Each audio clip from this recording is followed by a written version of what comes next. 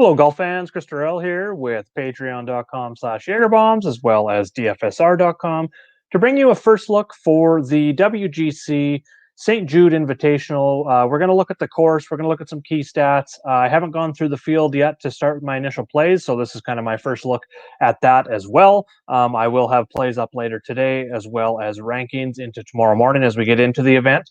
There are two events this week, so if you are on DraftKings, make sure to look for the WGC St. Jude Invitational. 66 players in the field. There's also the Barracuda Championship. It is a Stableford event. I will not be covering it. I don't cover the Stableford events, but we will be looking at this one. So we have got, this is one of two events left, actually, counting the Barracuda, two not counting the Barracuda until the playoffs. This is a no-cut event, 66 players, like I said, so everyone plays 4 rounds, just like the Olympics. Last week on the sheet here, and I'm going to share that here now, I have added blue highlight to the player's country. Those are for anyone that played in the Olympics. I think I've got them all. Hit me up in the chat or leave a comment if I've missed one. I will update that on the members-only sheet here as well going forward. So let's first of all look at the course. TPC Southwind.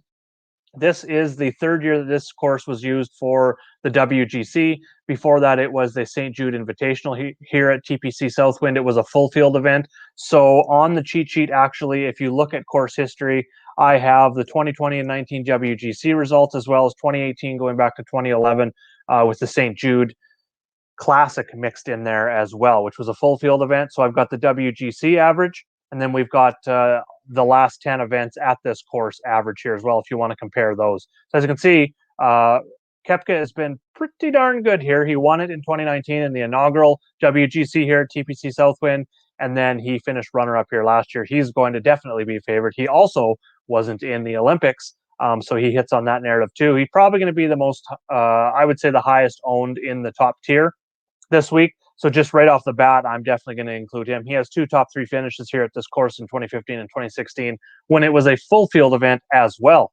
Going back to the course, 7,237 yards, which is fairly long for a par 70. So there are only 2 par 5s, both very scoreable. So I think par 4 scoring is where the difference is going to be made this week. There are 7 of the holes, the par 4 holes, that are over 450 yards. But if we go look at the approach shot data, and this is from Fantasy National Golf Club, looking at TPC Southwind, the majority of the approaches are coming from 150 to 175 and 175 to 200. So we aren't getting a lot of those long iron approach shots. So generally, if you are breaking that down, I am looking kind of at that 150 to 200 range, not really getting into the long iron approaches too much. So going back, looking at the scoring, so we had Justin Thomas win it last year, -13. We had, what is this here, 5 players with double digits. The year before, we had 7 players in double digits. Koepka got a little bit lower, 3 strokes lower here. But generally, we're seeing winning scores in that -12 to -15 is probably where we're going to see it. This is one of the more difficult courses on tour, as we see. As a WGC event, is ranked 25th hardest, not that bad. That's when Koepka won at -16. Then last year it was ranked 14th. Wind can definitely play a factor in that as well.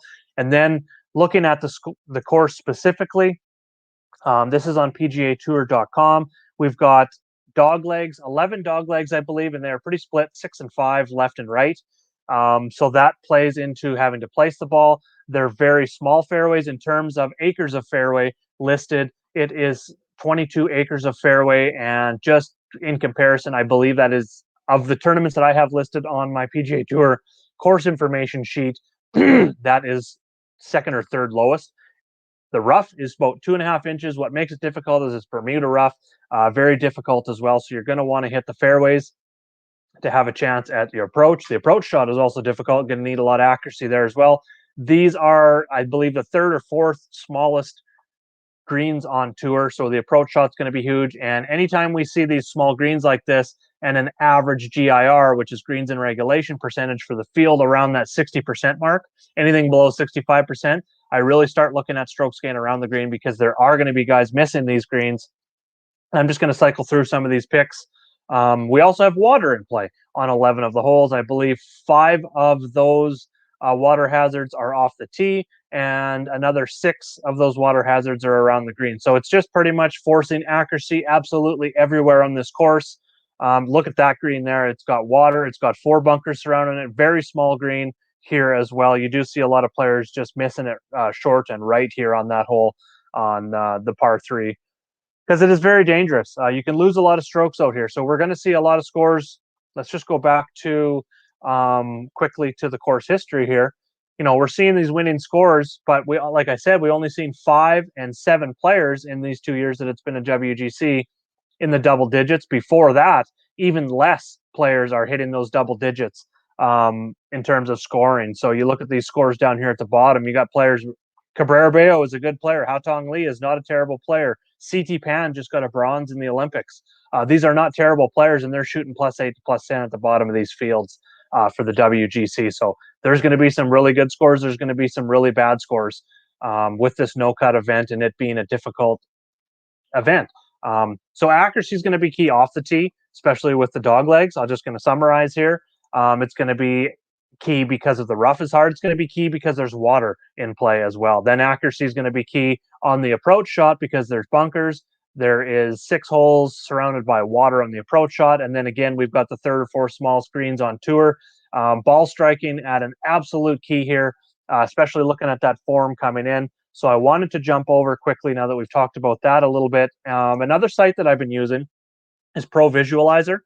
Now, this, what I mostly use it for, and it gives you a lot of information, the holes, it gives you the Google view. I showed this in chat earlier today. You can kind of see where the dog legs are. You can zoom in a lot more here. But what I look at, first of all, is where these dog legs are. And like I said, we've got 1, 2, 3, 4, 4 to the left. These are slightly to the left, so we count those 6. And then we've got 4 or 5 to the right. Even the par 5s, 2 that go to the left. This one kind of goes to the left and then to the right. So it's a double dog leg, and then 1 to the right here. So I use that analysis as well. That's provisualizer.com. What I just Google search is just Pro Visualizer, and then the course name brings it up every time. Some of them have YouTube videos as well where you can kind of flow through and see it. But a lot of these courses now have good hole by hole flyover videos on YouTube as well that you can find. You don't really need to use this Pro Visualizer, but I just pretty much use it for just to see which way, maybe prefers a left to right or a right to left ball flight. This just kind of mixes it in very evenly. Just adds to that difficulty of the course. So looking at ball striking, I wanted to show you guys the top 10 in my custom model over on Fantasy National for this week. So I factored in 20% strokes gained tee to green, and then I put all these stats in because I like to look at them every week. But as you can see, the percentages change. 10% on fairways gained. I think that's very important. 25% on approach. 15% around the green. I talked about why that's going to be important because the GIR average with these smaller greens, along with having to place the ball, maybe losing a little bit of distance off the tee here, is going to put a lot of emphasis on around the green to save par when you're not out there making birdie for sure. The guys that are not going to be good around the green are going to be those ones that are in the +5 to +15 range at the end of the week. Par 4 over par 5, most definitely weighed up there very high. I've got birdie or better a little bit lower here just because I've got these other things much higher in my model, which is just naturally these guys that are going to be higher in these other stats are going to be better in the birdie or better. So I will be looking at that as well. Obviously, Colin Morikawa is number 1 in my top 10. He's just been on fire lately. Number 1 in tee to green, number 1 in approach. He's 6th in fairways gained, so he's hitting fairways. So he makes a lot of sense. He's also the most expensive golfer this week. He's also coming off an Olympic run here as well. Before that, the Open. So he's had a lot of travel in there. Hard to worry about him, though, from what he's done. He's got more wins than missed cuts on the tour now. I know there's no cut here this week, but just that stat alone tells you how consistent he's been. So I have no problem going to him. He's going to be GPP only, probably not going to be a core play for me. I actually like going a little bit more balanced this week, and you can tell why here. In my model, we've got Louis Oosthuizen, Paul Casey, Patrick Reed, Shane Lowry. Now, these are guys that are in the Olympics, and that's going to be a narrative that we're going to have to track, and I'm not sold on either side of the narrative quite yet. I'm probably just downgrading the guys that were in the Olympics a little bit because the travel, let's just compare it to, say, the Open. Guys going to the Open, coming back, playing the RBC Canadian Open the next week, or this week, or this year, it was the Palmetto Championship, I believe. that followed the Open. That's only about, for the East Coast, about 6 to 8 hours of travel. Excuse me. For the Japan trip, just doing some Google searching and listening to the Golf Channel and stuff, you're looking at about anywhere from 15 to 20 hours of travel for that. So it's a lot more travel. I think it's going to play a little bit more into some of these players' motivations. We're going to see that, especially after day one. If guys go out there, if there's a little bit of wind, even if they shoot, even par, couple over, I think you're going to see motivations go down over this 4 days. But keep that in mind. But going through some of these other guys, Jordan Spieth stands out. I'm going to bring him over. He's fifth in tee to green over the last 24 rounds, second in my overall model. He started to see some ownership at the Open. Obviously, he was very high owned. Before that, he was still pretty low owned. Going into he's had a really good run this year, as you can tell, looking at his player card here since his miscut at the Farmers in late January.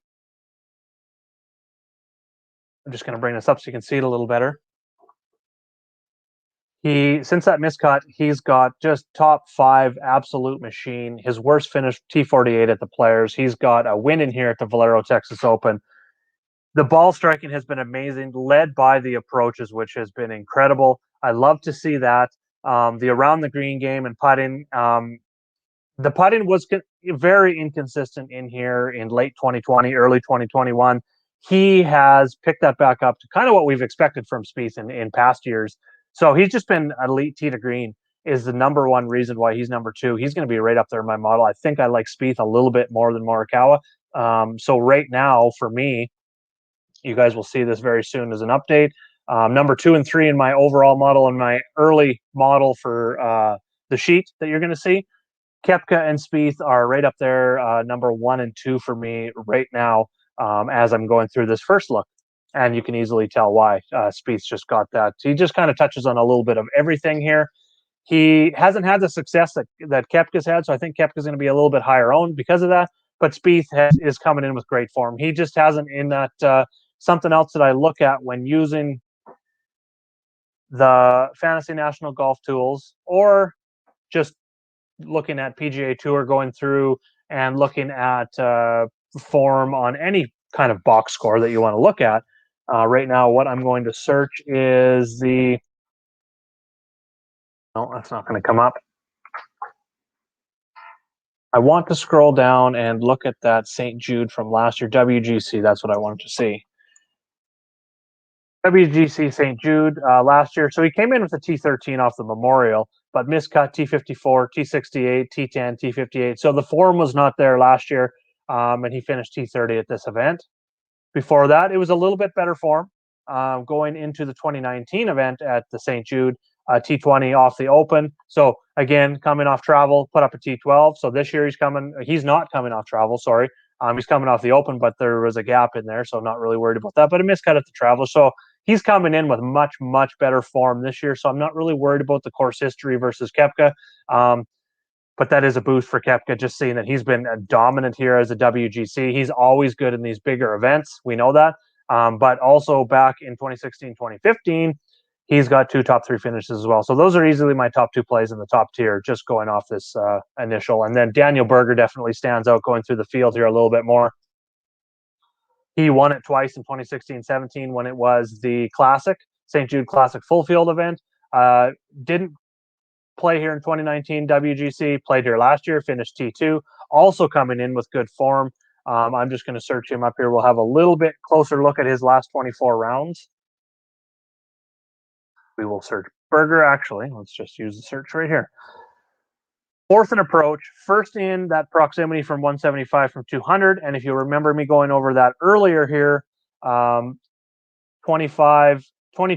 of approach shots come from that range, 26% from that 150 to 175. So he has been dominant on the approaches, really good on par 3s, as you can tell. Top 24, 24th in par 4 scoring, 15th in par 5. That's good. We want to see him score on those 2 par 5 holes, because if you don't score on those 2 par 5s, you can really lose your round fast and fall down that leaderboard, because the guys that are going to be scoring, looking for birdie on both of those par 5s, and then if you can pretty much go par the rest of the way, the rest of the round and birdie those 2 par 5s, you're sitting at like a -8 finishing score at the end of the tournament. That's going to put you inside the top 10. So scoring on those par fives is going to be important, but I think players will definitely separate themselves on the par fours. That's why I have it in my model.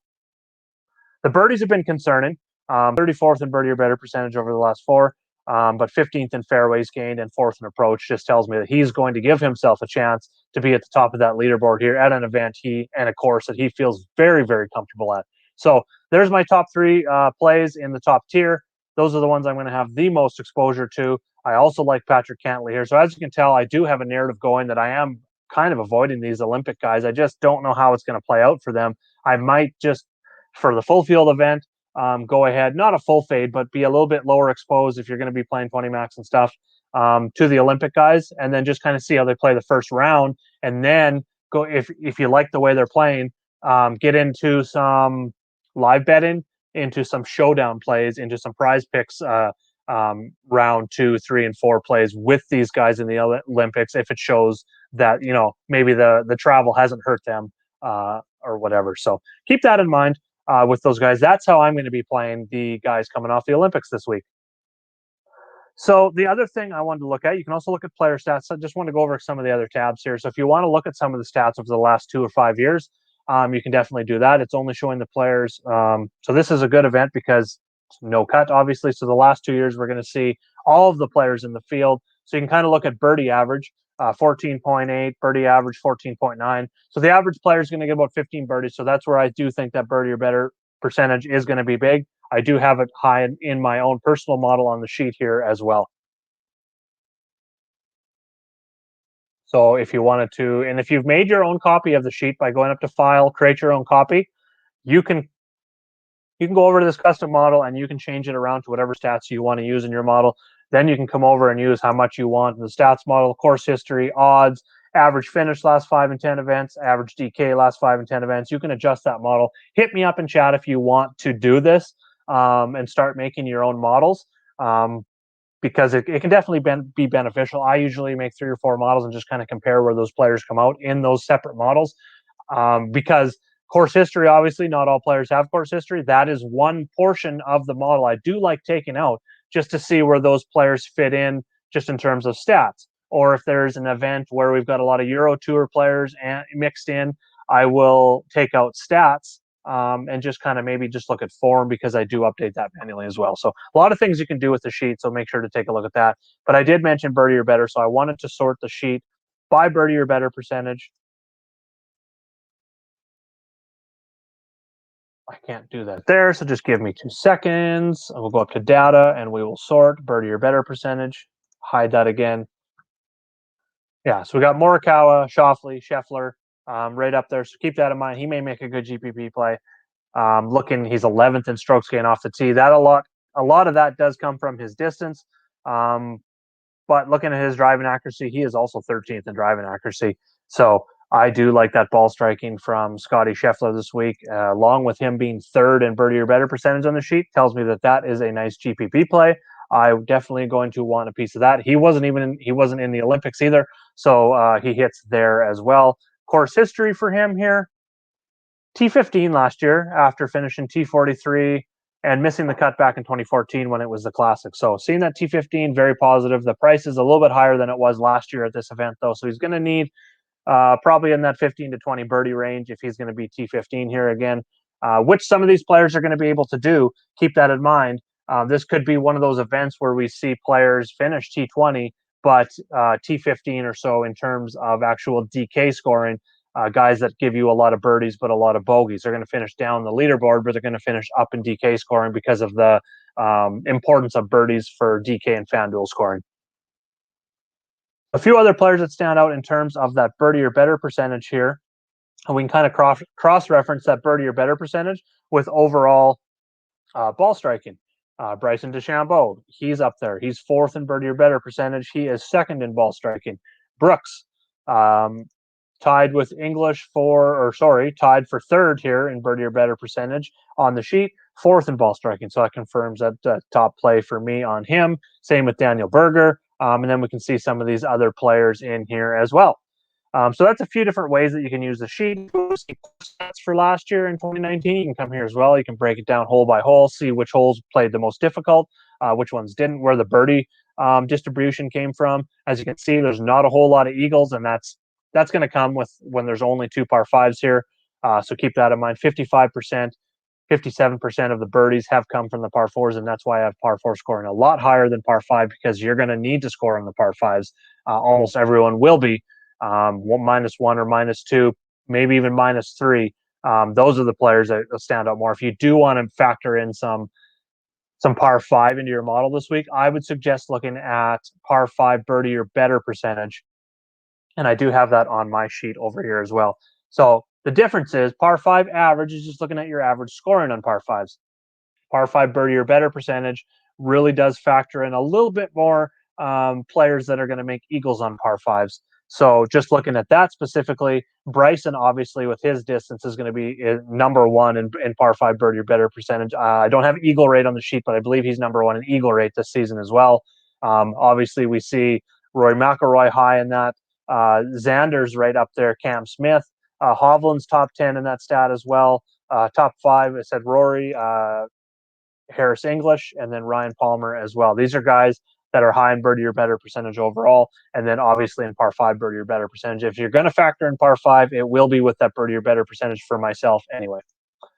All right, so that kind of covers a little bit everything. A little bit of a first look. I'm going to go ahead and sort before we finish things off here. I want to look at a few value plays that maybe stand out with a few of the things that we've discussed here on the sheet so far today. On this first look, we will be doing either a live show or a pre-recorded show looking at final plays, prize picks, DraftKings, FanDuel, maybe build a lineup for you guys on the live show as well this week. That will be on Wednesday afternoon or Wednesday evening. Stay tuned to chat. I'll have more details on that as well. So I wanted to scroll down to the value range here, kind of in that 8K and below.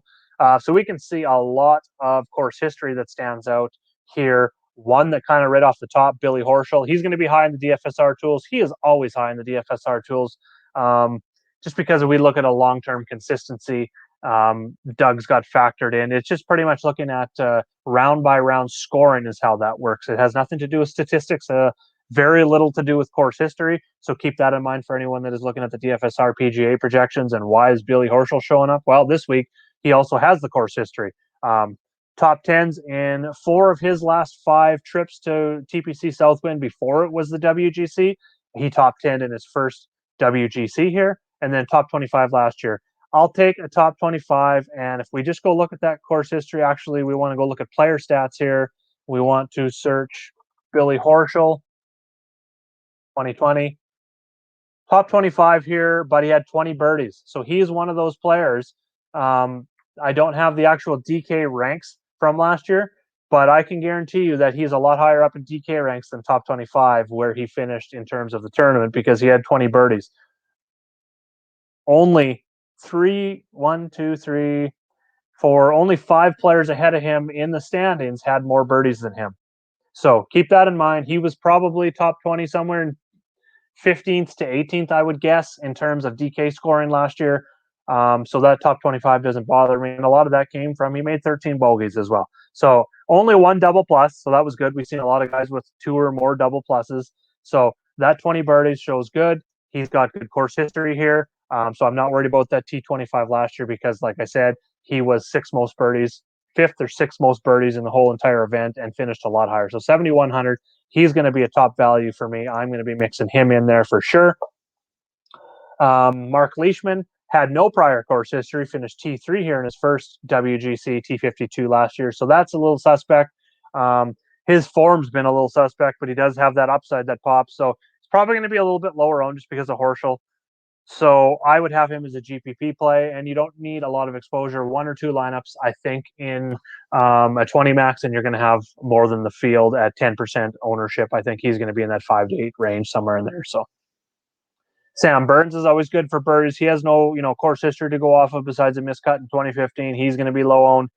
He can show up and win an event. Maybe not one of these events, but he's definitely got top 5, top 10 upside. It's just not very consistent is all. So a little bit lower and GPP only for me. Kistner comes in with some decent form, top tens in 2 of his last 3 events, T25, T27 in the 2 WGCs here. I wanted to also look at his stats for those. 18 birdies, so that's above average. That's 4 birdies, 3.5 birdies above average for the event. I love that for that price. If we go look at his 2019 WGC here, only 16 birdies, but he only made 8 bogeys, so that wasn't too bad there for that T27. He knows how to get around these courses, with difficult rough where distance doesn't really give you that really huge advantage. I always like to look at Kevin Kistner, and at 6,800 in this event, he's another player I'll mix in. I do like Horschel better, but Kistner is someone I'll mix in. He's not going to kill your lineups, or at least that's what I'm projecting him to not do is kill your lineups this week. So those are a couple value plays that I'm looking at down here. Of course, we've got Phil Mickelson. That's going to be a GPP play because he is very up and down since winning his the U.S. Open. Sorry, not the U.S. Open. Since winning, his the only player to win the major, the Open Championship, not the Open. Geez, I can't get it right. The PGA. So it's just been terrible since then. But this course history really just absolutely flies off the page. T2 last year, even he didn't have great form coming into last year's event either. Let's go have a look at that here real quick. I'll bring up Mickelson before we go. And we want to look at the WGC St. Jude last year because I am positive that he was not coming in. Yeah, very identical, or not. I don't want to say identical, but very similar form. 3 missed cuts followed by a T24, T58, T54. The ball striking was starting to come on, but really not that great. The putting was off. He came here and put up a T2 last year, gained strokes in every area. So Mickelson's always going to be in play. I'm going to be a little bit lower on, but 6,600 is going to be hard to avoid. He's going to take on some ownership here as well. So there's 3 value plays that I really like this week if you're mixing in to go along with. But like I said, you can go a fairly balanced build here. Start in your lineups with one of, or even, I guess it would be more of a stars and scrub if you want to go Spieth, Koepka, and I'm going to have some lineups like that. I'm going to have a pretty good mix. Or the other way I'll be starting my lineups is going to be Koepka or Spieth with Berger or Scheffler. Probably going to mix in some Cantley here as well, but it's mainly going to be Berger and Scheffler for me. Whoops, just messed that up a little bit here.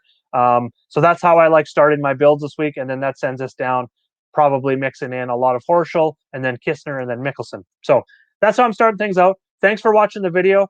Join me in chat leading up to this week as well with Dane. We're going to be talking some PGA, lots of notes, player quotes that I've listed in chat, course information, flyover videos, all the links you can imagine.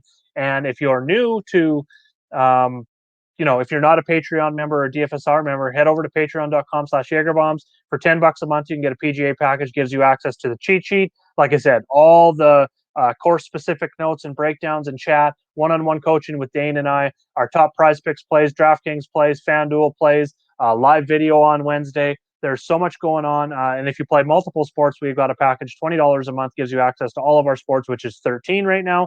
I think 7 are live, and we've got NFL coming back just like less than a month away, people. So let's gear up. Let's crush it. Join us over at patreon.com/JagerBombs today, and let's go get some green screens. Let's have a great week. Thank you for watching.